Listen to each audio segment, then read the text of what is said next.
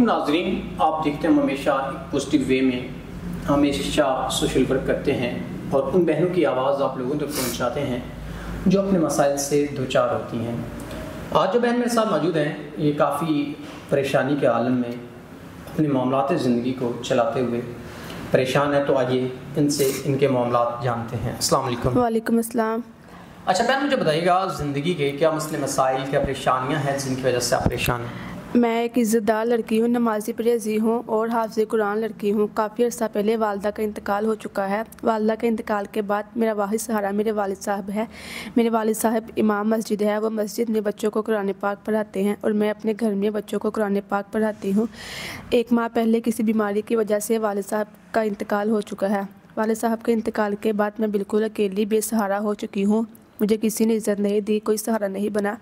میں ایک عزت دار اور پکیزہ لڑکی ہوں اور میرا تعلق ایسے معاشرے سے ہے جہاں پر ایک عزت دار لڑکی کی کوئی عزت نہیں کی جاتی، الٹا عزت خراب کی جاتی ہے اور لوگ مجھے ایسے ہی کرتے ہیں، میرے ساتھ برا بھلا کرتے ہیں، میری عزت خراب کرتے ہیں، مجھے گندی نظروں سے دیکھتے ہیں۔